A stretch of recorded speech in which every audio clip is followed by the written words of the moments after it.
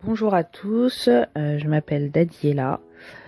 Ça va faire 2 ans que je me suis convertie à Christ et donc en fait là je fais ce petit témoignage pour vous raconter un petit peu comment j'en suis arrivée là grâce à Dieu.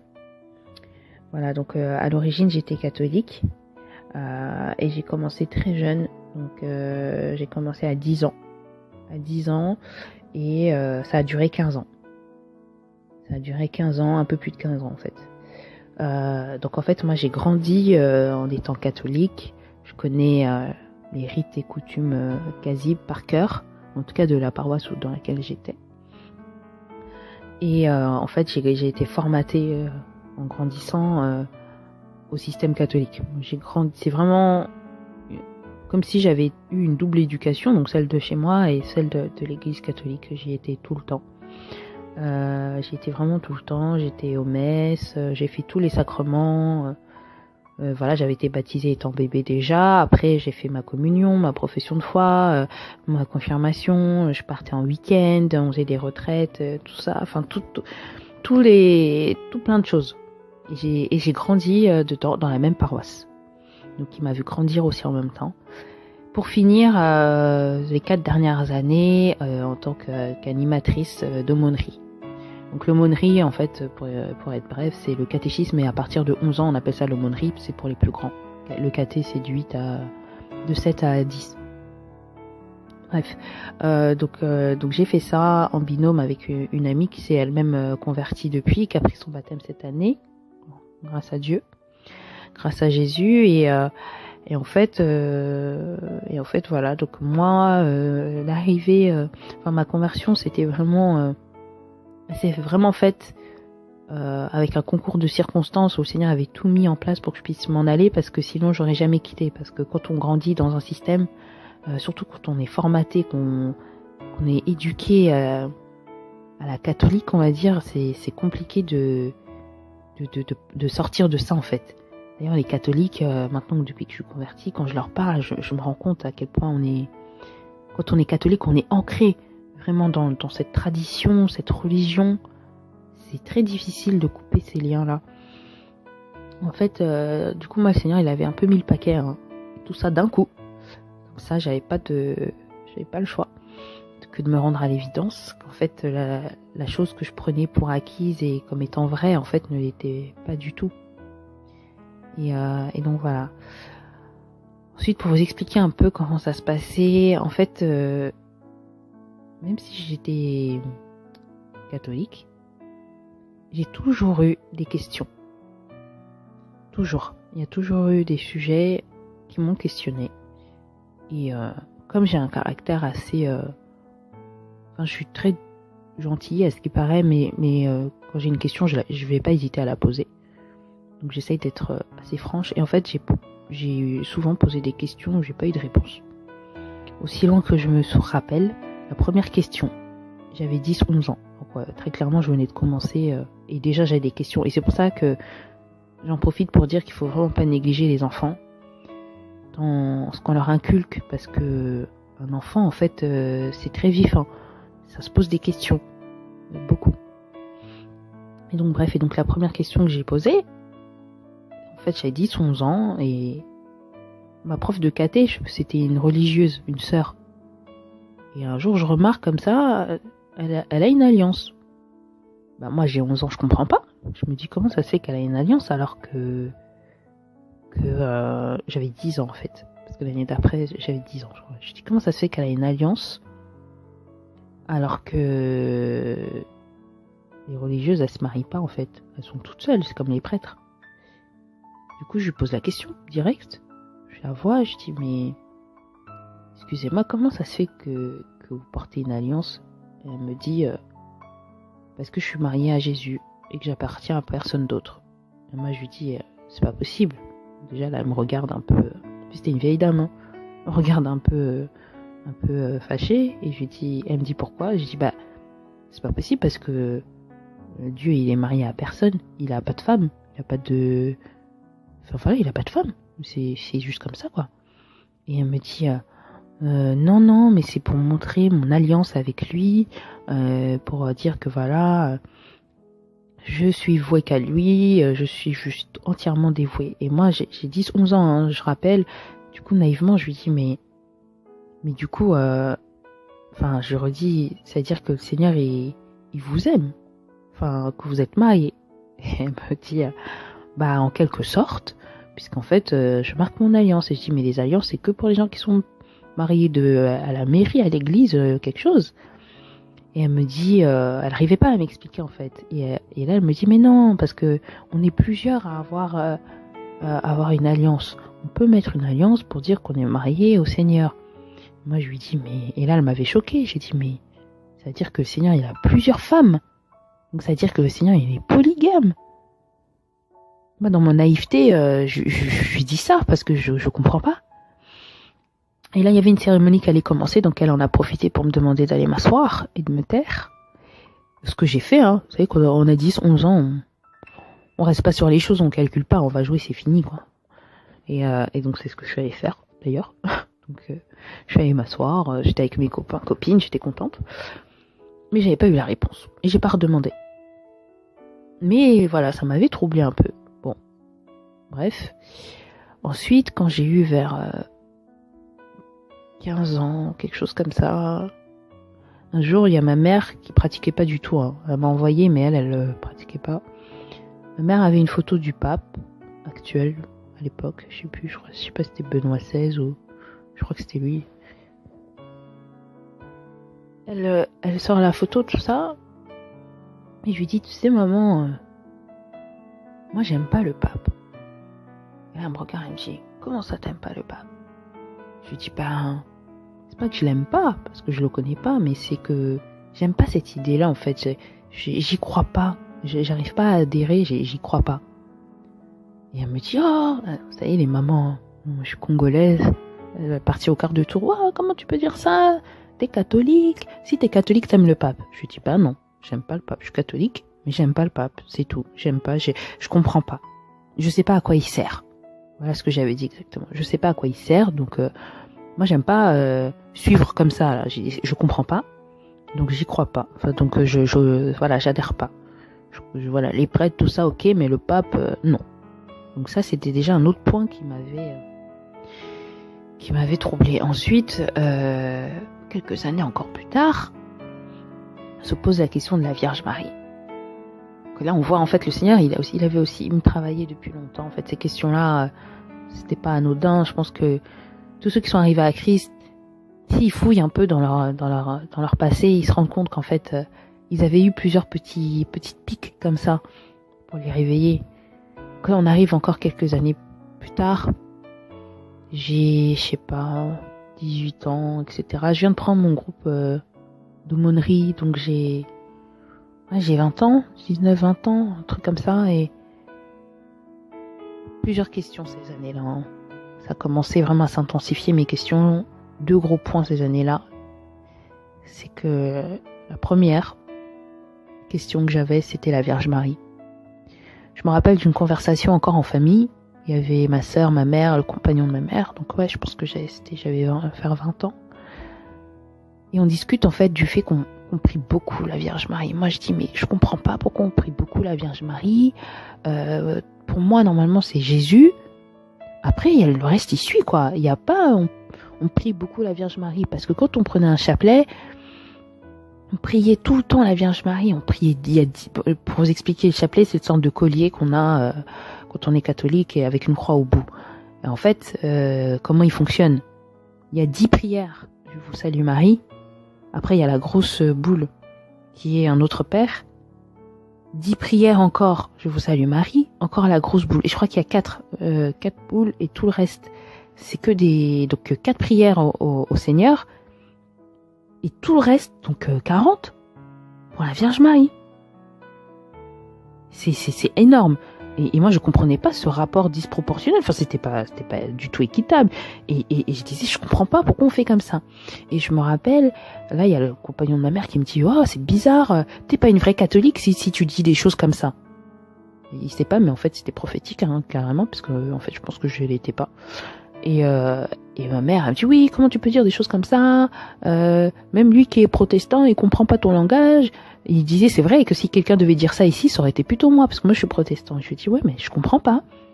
Il dit, et même moi en tant que protestant, j'accorde beaucoup d'importance à Marie. Et je lui dis, non, comprenez-moi quand je parle. Je dis pas que Marie est insignifiante, puisqu'elle a quand même eu cette grâce de porter quand même le Seigneur. Enfin, c'est improbable de dire que Marie est insignifiante, c'est pas ça.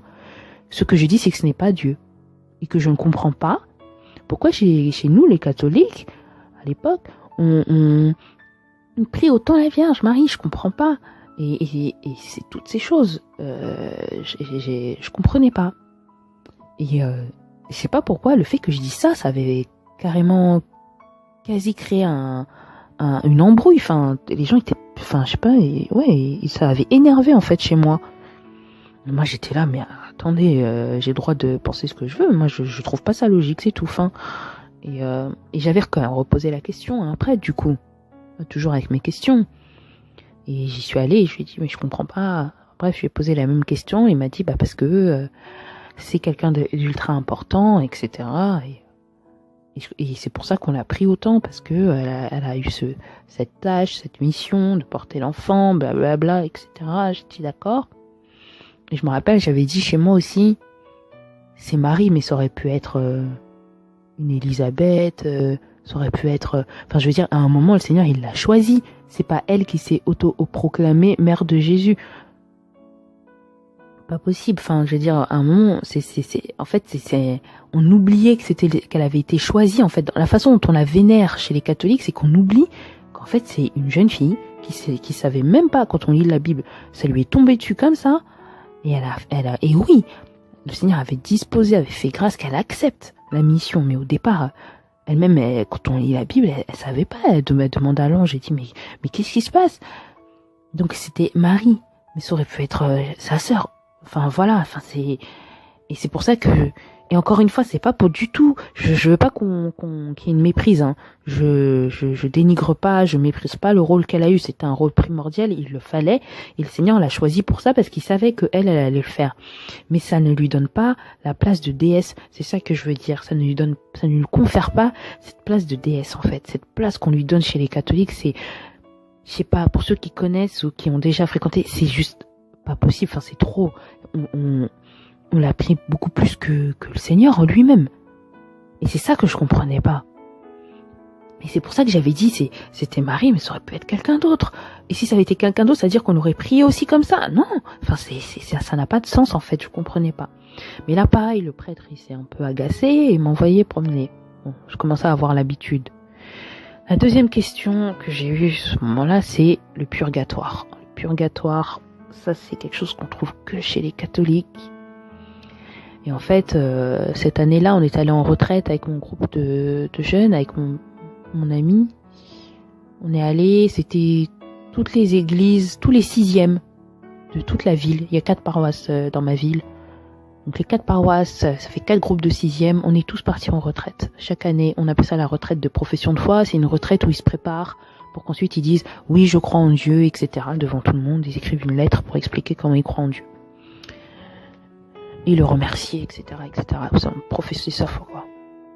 Et en gros, on y va et on va dans un endroit qui s'appelle Montligeon. Et Montligeon, c'est réputé parce que c'est là où il y a la cathédrale ou basilique, je sais plus, de Montligeon où on prie pour les âmes du purgatoire. C'est un lieu qui est fait pour ça. Et il y a Sainte Thérèse aussi là-bas, bref. Enfin, Sainte. Voilà. Je reprends le lexique un peu catho, mais c'est ça. Et en fait, on va là-bas et le purgatoire, moi, j'ai jamais vraiment compris. C'est pareil. Donc, j'avais d'autres questions aussi. Le purgatoire, pour vous expliquer, chez les catholiques, ce serait un lieu qui permettrait aux âmes de se purifier avant d'aller au paradis. C'est-à-dire que normalement, la vraie vérité, c'est l'enfer ou le paradis. C'est-à-dire que quand on meurt, le sort est scellé. Soit on va en enfer, soit on va au paradis, et c'est réglé. À la seconde où on meurt, c'est réglé. On sait où on va. Chez les catholiques, il y a une 3e alternative, qui est le purgatoire. Et le purgatoire, en gros, ce serait comme une séance de rattrapage. En gros, vous avez été un chrétien charnel, on va dire. Vous avez été, mais vous croyez, mais vous vous êtes pas comporté tout à fait comme il fallait. Mais comme vous croyez, vous n'êtes pas non plus totalement mauvais. Je vous explique leur logique. Donc comme vous n'êtes pas totalement mauvais, parce que vous avez quand même cru, etc., on va vous mettre au purgatoire, qui va être un endroit qui va vous permettre de vous purifier, de vous sanctifier, pour ensuite aller au paradis. Donc en gros, vous n'allez pas en enfer. Donc pour eux, c'est soit vous allez en enfer parce que vous êtes vraiment un bandit, soit vous allez au purgatoire parce que vous êtes un chrétien moyen, soit vous allez au paradis parce que vous avez excellé. C'est un peu comme ça, le système. Et moi, je comprenais pas ça. Et là, il y avait plein de questions. Et pareil, j'avais 20 ans, hein. 20, 21, quelque chose comme ça. Et je vois les prêtres et je leur pose des questions. Je leur dis, mais purgatoire, comment ça marche ce système du purgatoire? Expliquez, parce que vous dites qu'il y a un purgatoire, on peut prier pour les âmes du purgatoire. En gros, en plus, moi, j'avais perdu mon frère à ce moment-là, donc je me disais, peut-être je vais prier pour qu'il aille au paradis, parce que si ça se trouve, il est au purgatoire. En plus, ça donne de l'espoir aux gens pour rien. Donc, je prie tout ça, et à un moment, je me dis, attends, comment ça fonctionne ce purgatoire? Donc, je pose des questions. Combien de temps on y reste au purgatoire? Comment on sait que la personne elle est partie? Qu'est-ce qui est fait au purgatoire pour qu'on puisse se purifier? Est-ce qu'il y a des exercices à faire? Je sais pas, moi je posais des questions vraiment naïvement. Comment ça se passe le système? À partir de quand on estime qu'on est assez pur au purgatoire pour aller au paradis? Et est-ce qu'on peut rester au purgatoire indéfiniment? Et est-ce qu'on peut être au purgatoire et ensuite, en fait, comme on n'avance pas, aller en enfer au bout d'un certain temps? Et au bout de combien de temps? Vous voyez déjà toutes les questions là? En 30 secondes, j'avais tout ça de questions. Pas de réponse. Pas de réponse. Je vous assure, hein, il n'y a aucune de ces questions qui a trouvé une réponse. Et c'est normal. C'est parce que ça n'existe pas. Et on ne peut pas inventer indéfiniment, créer un système à la minute quand il n'existe pas. C'est compliqué d'inventer des règles comme ça. En plus, on n'est même pas sûr que le prêtre d'à côté il va dire la même chose. Pas de réponse. Pas de réponse. Je dis, bon là encore, j'ai laissé de côté. En gros, j'avançais avec tout ça de questions, en fait, moi. Et donc, je continue ma petite vie, les samedis, tous les 15 jours, un samedi matin, aumônerie, des fois un samedi par semaine, toutes les semaines. Bref, je continue ma petite vie, et je garde ces questions. Mais là où le système catholique est fort, c'est que je vais même pas chercher les réponses, en fait. Je pose la question, j'ai pas de réponse, ok, tant pis. J'ai même pas cherché. J'ai continué comme ça, je dis ok. Je continue, et la dernière année, l'année qui a tout chamboulé, il y a encore un sujet qui m'explose encore au visage. Je comprends pas.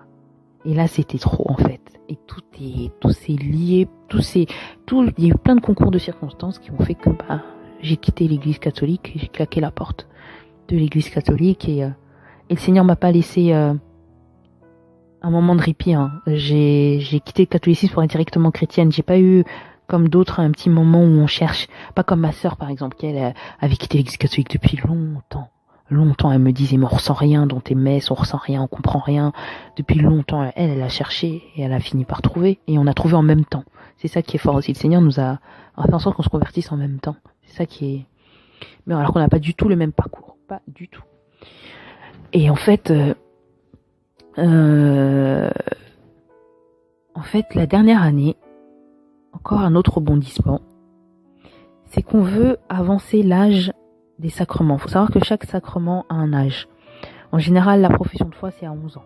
Donc moi, je savais que chaque année, j'allais préparer des enfants à faire leur profession de foi.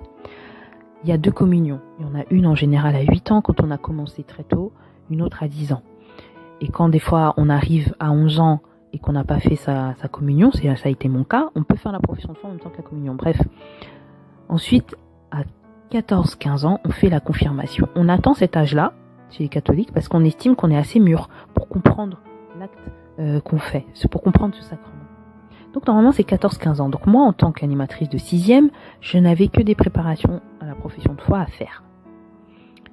Sauf qu'en fait, la dernière année, les règles ont changé.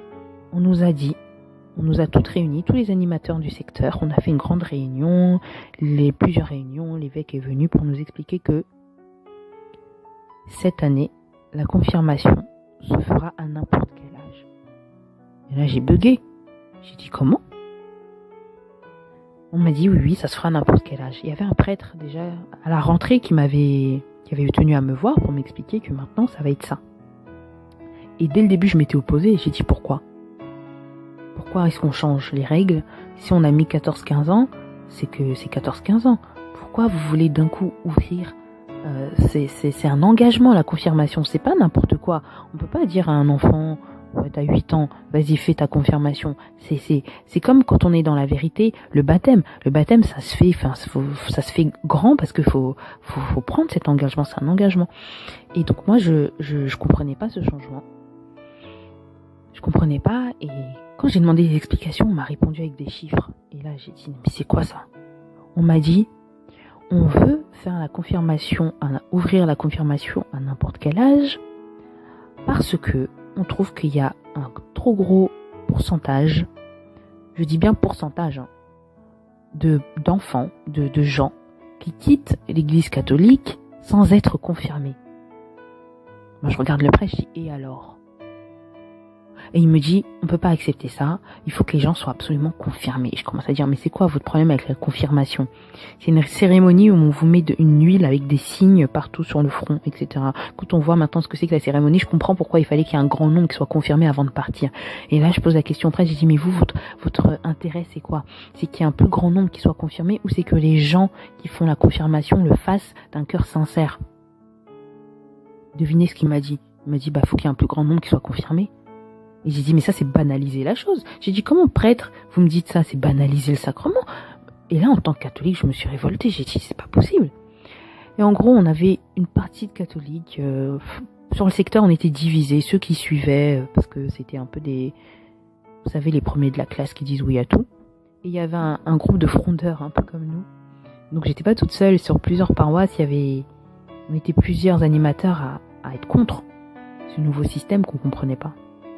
Et il y a eu beaucoup de débats autour de ça et tout ça. Et moi, j'avais dit à mon ami avec qui j'animais, j'ai dit, tu sais quoi, Cindy, on dit rien. Mais nous, en tout cas, le samedi, c'est sûr, on leur balance pas ce discours-là. On leur dit pas, voilà, en gros, j'étais dans la révolte complète. Je faisais des stratégies où je disais, nos enfants, on leur dira pas qu'ils peuvent faire la confirmation. C'est pas grave. On rentre même plus en conflit. On va agir en coulisses. Dans les coulisses, nous, on fera pas ce qu'ils nous ont. On respectera pas la consigne. C'est comme ça qu'on avait avancé tout au long de l'année. Et en fait, cette année-là, ça m'avait beaucoup perturbée. Ça créait beaucoup de tensions entre les animateurs, les prêtres. Il y avait beaucoup de tensions. Et en fait, en même temps, j'avais deux amis que je connais depuis que j'ai 11 ans, qui étaient catholiques, dans une autre paroisse. On s'était connus petites comme ça, à Fontenay, et qui, elle, en fait, venait plus à l'église depuis longtemps. Et moi, je me rappelle, j'avais une sorte de... Je leur disais, mais vous venez plus, c'est pas bien. Comme si moi, j'étais bien et elle, non. À ce niveau-là, hein, pas pour le reste. Et en fait, elle commençait à me parler en même temps. Elles avaient un discours bizarre. Elle me disait, Daniela, mais t'as un copain. Mais Daniela, t'es dans la fornication. Elle me sortait des mots. Je disais, pourquoi elle me parle de fornication ? C'est un vieux mot. Je suis pas dans la fornication. J'ai un copain. Je suis pas une prostituée. On est ensemble, on s'aime. Ce soir, on va se marier parce qu'on en parlait, etc. Et elles avaient un langage que je comprenais pas. Et je les regardais, je disais, mais les filles, vous me parlez de ça. Je dis, toi-même, t'avais un copain il y a pas longtemps, là. On a même chopé des garçons ensemble pendant qu'on faisait nos retraites de profession de foi, quand on était ensemble au catéchisme, etc. On faisait des choses, quoi. On était, voilà, qu'on avait 14-15 ans.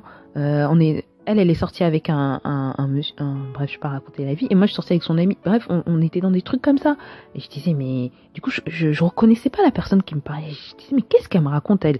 Ça, c'est quelle affaire encore qu'elle me dit? Je comprends pas. Et en fait, avec sa sœur, elles étaient en train de me dire, non, que ce que je faisais, c'était pas bien, qu'il fallait que je revoie l'église catholique, que je revoie les pratiques, que je vois. Elle me disait, oui, tu sais, quand les catholiques, ils font ci, c'est des trucs de mort, des esprits de mort qu'ils envoient quand ils font ça. Bref, elle me parlait plein de choses bizarres comme ça, à l'époque, que je trouvais bizarre, que je comprenais pas, parce que si je parlais à des catholiques, pour moi, elles étaient aussi catholiques avant, elles avaient eu des copains, et je comprenais pas tout ce qu'elles me racontaient, et je comprenais pas ce changement, je comprenais pas. Mais là où le Seigneur les a vraiment guidées, c'est que elles me martelaient pas, c'est pas à chaque fois qu'on se voyait, j'avais tout le temps, elle me parlait comme ça, non, c'était vraiment de temps en temps, elle me faisait des piqûres de rappel, mais après, elle laissait voir si ça prenait ou pas, et elle me refaisait des piqûres de rappel. Mais à chaque fois, je comprenais pas, et quand elle voyait que ça m'agaçait, elle laissait. Et donc, voilà, et en fait, elle me parlait. Et ces deux amis-là, je les voyais tout le temps, on habitait à 100 mètres, donc j'étais tout le temps là-bas. Donc, elle me parlait souvent, et en même temps, j'étais dans mon église catholique, où tout partait en vrille, où je comprenais rien, parce que on voulait avancer les confirmations, bref. Et dans mon église, donc j'étais perturbée en fait, tout ça, ça me perturbait, c'était beaucoup de choses, il y a des choses qui me disaient qui avaient du sens, en même temps des choses que voilà, en même temps l'église catholique, moi c'était ma vie, et elle me parlait de sanctification, de mots que je comprenais même pas, je connaissais même pas, et je leur répondais, mais attendez, mais vous me parlez comme si je vivais dans le péché, comme si je vivais mal, alors que moi je fais mes animations, je prie, voilà, je suis pas quelqu'un de mauvais, j'aide les gens, je comprends pas ce que vous me dites. Parce qu'il faut savoir que dans l'église catholique, on nous apprend pas vivre dans le péché, la sanctification, on nous apprend pas même à lire la Bible. On est complètement lobotomisé, on arrive, on s'assoit, on écoute, on rentre, on n'applique pas. C'est comme ça que ça se passe, hein. Je vais assez vite, je prends un gros raccourci, mais en gros c'est ça quoi. Il y en a très peu qui lisent la Bible, ou quand on lit, on nous dit où lire. Tout est calculé, rien n'est conduit par l'esprit. Par exemple, le dimanche, chaque année, il y a une année liturgique, on appelle ça comme ça. Donc il y a l'année de Marc, donc ça veut dire que pendant toute l'année, on va entendre que l'évangile de Marc à l'église, l'année de Jean, ce qu'ils appellent des années liturgiques, tout est calculé, rien n'est fait, rien n'est conduit par l'esprit. Les sermons des prêtres, ils sont préparés à l'avance. Ils arrivent, ils sortent la feuille, c'est fini. C'est très impersonnel, en fait, finalement. C'est vraiment impersonnel. Même nous, les programmes pour les enfants, on a des cahiers à la rentrée, comme les profs qui reçoivent le programme pour le cours d'histoire. Nous, on avait le programme pour l'étude biblique, on avait le programme. Et ça tenait, hein, en une année scolaire, de septembre à juin. Ça tenait. Et on devait faire ça et ça. Et même les textes étaient déjà dit, même les explications de textes étaient déjà écrites. C'est vous dire, tout est calculé. Il n'y a rien de nous. Il n'y a rien. Et donc, en fait, cette dernière année, Cindy et moi, on était perturbés par ce que les filles nous disaient, en même temps parce qu'il se passait dans l'église catholique, le système changeait, c'était trop en fait en même temps, et j'ai vu des comportements de prêtres qui m'ont choquée. J'ai vu un prêtre qui a failli taper une animatrice parce qu'elle n'était pas d'accord avec lui. Mais je vous assure, il s'est levé, on a même dit hey, calmez-vous, il allait la frapper. J'ai dit ça c'est prêtre. Mais si homme de Dieu se comporte comme ça, moi-même je vais faire comment? C'est censé être des exemples. Et il y avait plein de choses comme ça. Et en même temps, comme les filles me parlaient, j'avais commencé à lire la Bible et j'étais choquée de ce que je lisais. Le premier passage qui m'a giflé, c'est dans Matthieu, quand il dit « Vous n'appellerez personne d'autre père que moi ». Mais nous, toute l'année, on appelle d'autres personnes père. Les prêtres, on leur dit père un tel, père Antoine, père Michel, père machin. Et quand j'ai lu ça, j'ai dit « Waouh, ça veut dire que quand je dis... au prêtre Père Michel, je fais quelque chose de mal. » Il y avait ça, il y avait l'amour qu'on devait avoir par rapport au Seigneur que je n'avais pas. Je lisais dans la Bible, je crois que c'était dans Marc, qu'on devait aimer le Seigneur plus que nos parents. Et moi j'étais choquée, je disais mais c'est quoi ce truc? Mais je connais pas ça. Ça fait 15 ans que je dis que je prie et je connais pas ça. C'est quoi ce truc? Je découvrais et j'étais... Et tout ça s'est fait la dernière année, ma 4e année de catholicisme. J'ai ouvert la Bible parce que les filles me parlaient, parce qu'il se passait des choses dans mon église que je comprenais pas, parce qu'on changeait le système et que je comprenais pas. Et en fait, tout ça, j'étais perdue. Donc un jour, j'ai dit à Cindy, tu sais quoi, maintenant on va arrêter tous les livres. On va arriver, chaque enfant va venir avec une Bible, on va prendre un passage au hasard, on va lire. Et c'était comme ça. Et là, les enfants, ils apprenaient des choses, ils étaient choqués. Tellement ils apprenaient des vérités, ils posaient des questions à leurs parents, et j'ai des parents, ils m'appelaient, ils disaient « Qu'est-ce que vous dites aux enfants? Oui, il faut aimer, oui, le divorce c'est péché, mais moi je suis divorcée, ma fille elle a pleuré. » Et j'étais là, mais oh là là là là, en fait la vérité aussi, il faut faire doucement, il faut vraiment agir, on était un peu dans le zèle, on a tout balancé comme ça, et c'est des enfants qui avaient 11 ans, on avait même oublié qu'ils avaient que 11 ans, donc forcément ils en parlaient à leurs parents, et il y a des parents qui n'ont pas compris. Et nous, on essayait d'expliquer. On disait non, mais bon, c'est ce qu'on a lu, effectivement. Mais maintenant, c'est écrit. C'est pas moi qui le dis, c'est écrit. Donc bref, on commence à avoir des problèmes aussi. Et en fait, étant fatigué, ça faisait 4 ans qu'on faisait ça. Toutes ces choses. Avec Cindy, on avait décidé de finir l'année. Même si on voulait arrêter bien avant. Et on a décidé que c'était notre dernière année, en fait. Parce que il y avait beaucoup trop de choses. Moi, ma tête, elle chauffait dans tous les sens. Je savais plus. On savait même plus quoi dire aux enfants parce que on se rendait compte que ce qu'on leur disait, c'était peut-être pas vrai, que c'était nous-mêmes, on était perdus, on était comme eux. Des fois, le samedi, on arrivait, on se regardait tous dans les yeux. Et je disais, mais Cindy, on fait quoi aujourd'hui? On leur dit quoi? Parce que on n'avait plus confiance dans le système catholique. On savait plus quoi leur dire parce que on n'avait plus confiance. Et on voulait pas leur mentir. Et donc, on a sorti les Bibles et ça a fait quelques dégâts, mais bon, voilà. Et à la fin, on a fini l'année et je savais que j'allais pas y retourner. On avait annoncé nos départs. Moi, j'ai eu pas mal de disputes avec des prêtres, avec une animatrice aussi. J'étais déçue. Je suis partie vraiment avec un goût amer. Je suis vraiment partie en étant dégoûtée. Je comprenais pas. J'étais dans l'incompréhension, la trahison, tout ça, et bref. Et là, les filles, à côté, elles lâchaient pas l'affaire, hein. Elles me parlaient. Et en fait, je recevais pas la parole. Elles me parlaient. J'entendais. C'est comme dans la parabole du semeur. J'entendais, je recevais, mais je gardais pas. J'avais pas un terrain fertile pour ça. J'étais encore trop catholique. Je gardais pas. Et un jour, il y a l'une des deux sœurs, parce qu'elles sont sœurs, mes amies, là. Et l'une des deux, elle a vraiment été éclairée par l'esprit. Elle m'a envoyé une liste de vidéos de prêches qui s'appelle Culture moderne et nouvel ordre mondial. C'est très très long. C'est un pasteur canadien qui parle, qui divulgue des vérités, mais terrifiantes, hein, des fois. Et elle m'a dit, on va arrêter en gros, elle m'a dit juste, regarde ces prêches, regarde. Et j'ai regardé avec ma sœur. Et tous les jours, on se mettait sous la couette et on regardait sur YouTube. Et en fait, j'ai découvert le monde spirituel des ténèbres.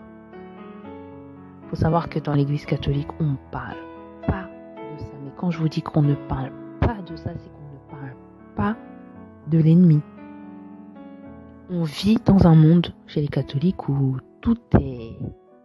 on est en sécurité, tout est bien. Oh, t'as péché, mais Dieu est miséricordieux. On a déjà demandé à des prêtres, hein, est-ce que c'est bien de se tatouer? Oh, ça dépend du tatouage, mais un petit tatouage, c'est pas grave. J'ai un copain, comment je fais?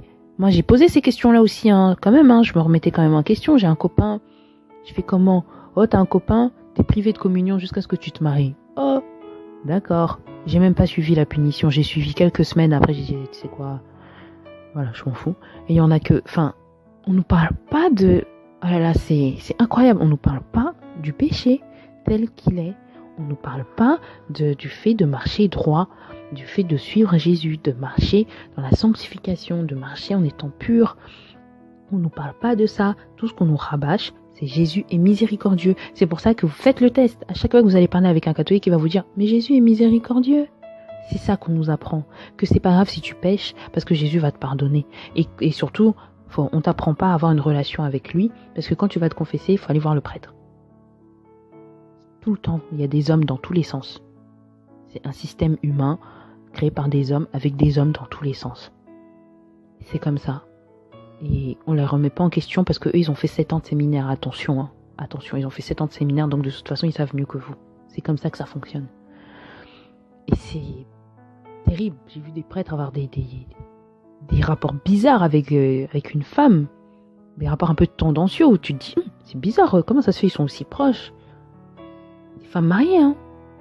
Mais sans jamais avoir de preuves concrètes, mais suffisamment pour avoir des soupçons. Et ça avait commencé, on peut même demander à mes amis, depuis qu'on est jeune, on soupçonne. Et c'est terrible, c'est ça le système catholique, hein. Et on nous ment, et eux-mêmes sont sont perdus en fait, parce qu'il y a des prêtres, je pense, qui connaissent la vérité, et d'autres, je pense, qui sont sincères et qui sont juste aussi perdus que moi au moment où je suis partie en fait, qui sont dans un système où ils savent pas. Et il y en a qui, je pense qu'il y en a qui ne savent vraiment pas, malheureusement, et qui sont sincères. Moi, j'étais sincère, mais je savais pas. Et donc, elle me fait lire, j'écoute les prêches, c'est très long, j'ai jamais fini la chose d'ailleurs, c'est très très long, et je découvre ce monde avec des noms illustres comme Albert Pike, avec des termes comme Nouvel Ordre Mondial, des termes comme les Jésuites, avec des sujets comme l'origine de l'Église catholique, les croisés, les croisades, les Templiers, je découvre tout ça, les plans, la Nation of Islam, on va loin, je découvre tous ces trucs, toutes ces choses, et je me rends compte qu'en fait, le monde spirituel est loin d'être rose, et là je suis choquée, je me dis waouh, il y a tout ça qui est contre les catholiques, contre Jésus, il y a tout ça qui est fait contre Jésus, contre les chrétiens. Je découvre ce qu'était réellement l'Inquisition. En fait, pour moi, l'Inquisition, c'était les catholiques, les gentils. Forcément, j'étais catholique. Historiquement, pour moi, c'était normal, les dignes de tout ça, là. Oui, fallait tuer les gens qu'on mettait au bûcher. Mais pour moi, quand je découvre que ceux qu'on mettait au bûcher, c'était ceux qui disaient la vérité et qu'on traitait de sorciers, j'étais choquée. Et je découvre tout ça, et je prends une claque. Et tout ça, c'est dans la même année. Je prends une claque. Et j'ai peur, en fait. Je me dis, mais si ça existe,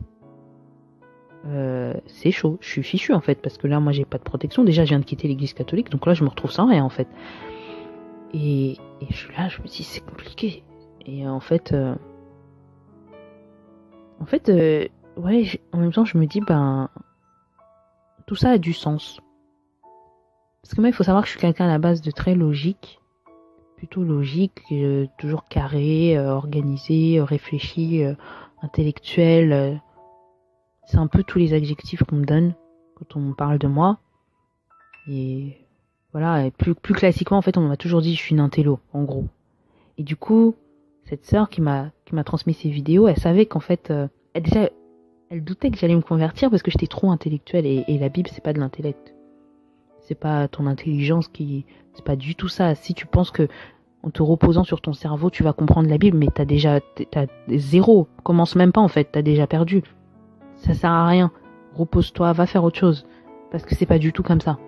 En fait, il faut se laisser guider. Et moi, je suis pas à l'origine comme ça. Je suis pas quelqu'un qui me laisse guider. Il faut que ce soit logique, il faut que ça ait un sens. Sinon, je comprends pas. Et quand je comprends pas, j'ai des questions. Et c'est ça qui m'a amené à poser des questions tout au long de ma vie, en fait. Chez les catholiques. Parce que il y avait des choses qui n'avaient pas de sens. Et donc voilà. Et en gros, et c'est pour ça, je pense que le Seigneur l'a guidée en disant, envoie-lui ça, parce que ça, elle va voir comment le système est. Et on m'a montré un système qui était logique. Et finalement, c'était logique. Toutes ces attaques, enfin, tout prenait sens, en fait, pour moi. Là, il y avait un sens. Là, je comprenais, en fait, ce qu'on me disait. Mais j'ai eu peur. La compréhension de ces choses, ça m'a fait peur. Vraiment. Je me suis dit, je commençais à regarder autour de moi, genre, oui, je suis surveillée, tout ça. J'ai vraiment eu peur. Et en gros, là, j'ai voulu, en fait, parce que je suis curieuse aussi de nature, et ça m'a poussée à vouloir savoir plus, du coup. Parce que je me suis rendu compte que je connaissais rien. Et ça a été très douloureux pour moi, parce que j'ai toujours cru que j'étais quelqu'un. Catholique, tout le monde connaissait mon nom dans les 4 paroisses de la ville, c'était quelque chose. Avec Cindy, quand on arrivait à chaque fois, c'est Dadiela et Cindy, c'est Dadiela et Cindy, tout le monde nous connaissait dans tous les sens, on était des gens. Et en fait là je me rends compte que j'étais rien, que en plus de ça non seulement j'étais rien, mais que tout ce que j'ai appris était faux, donc j'étais encore rien, encore plus rien que rien. J'avais même pas une base, puisque le nom de Jésus que je pensais connaître c'était même pas ça en fait. Donc j'avais même pas la base, j'avais rien du tout. Et là en fait on a commencé à ouvrir il y a une séance une réunion qui avait eu lieu chez ses sœurs. On était 5 au tout début de ce groupe-là, un groupe d'études bibliques, et un frère du coup qui est venu, donc voilà, qui s'appelle Béné, qui est venu et qui a commencé à nous parler de la parole, mais d'une façon bizarre. Je me rappelle, cette première séance-là, j'étais à l'ouest, j'écoutais, mais je comprenais. Ça me choquait, je me disais, mais de quoi il parle? On n'a pas le même livre ou quoi? Je sais pas, je comprenais pas. Il avait il avait des révélations, des choses. Il lisait une phrase, mais pour lui, la phrase, elle disait pas comme c'était écrit. Ça voulait pas dire ce qui était écrit. Enfin, il expliquait, et ce qu'il expliquait avait du sens. Donc moi, forcément, à partir du moment où ça a du sens, j'adhère. Mais j'arrivais pas à comprendre comment en lisant ça, lui, il comprenait ça. Comment en lisant ça, lui, il comprenait. J'étais égarée. Je me suis dit, attends, mais même un prêtre, un évêque, un diacre, ce que vous voulez, ne m'a jamais parlé de la parole comme ça, ne me l'a jamais présenté comme ça. Et du coup, je comprenais pas. En fait, à chaque fois qu'il parlait, je prenais des uppercuts. Très honnêtement, c'était aussi simple que ça. Et du coup, j'avais des questions. Et pour la première fois de ma vie, j'avais des questions et j'avais des réponses. C'était ça. J'avais des réponses. Chaque question que j'ai posée, j'avais une réponse. Il m'a répondu. Et ça avait du sens. Et c'était ça. Et je comprenais bien ça. Et c'était ça en fait. Je me suis dit, enfin, j'ai des réponses quoi.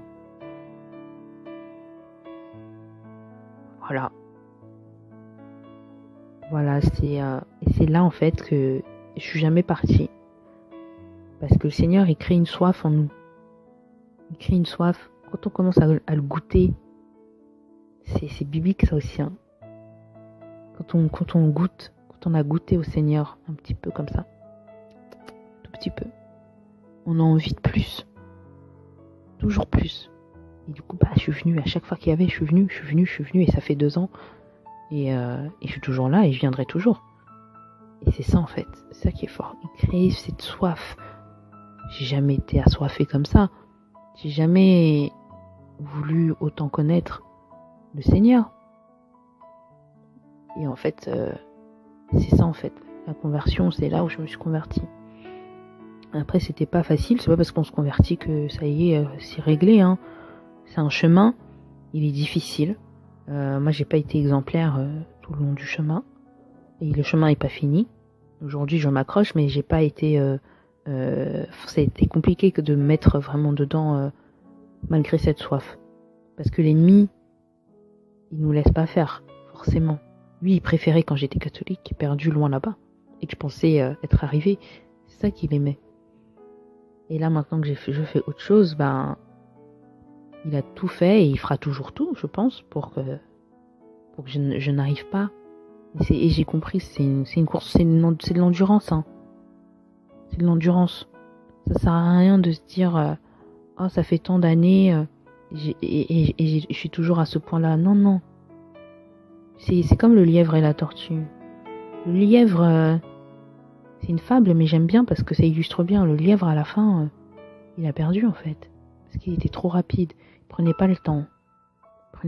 La tortue, elle allait tout doucement mais sûrement.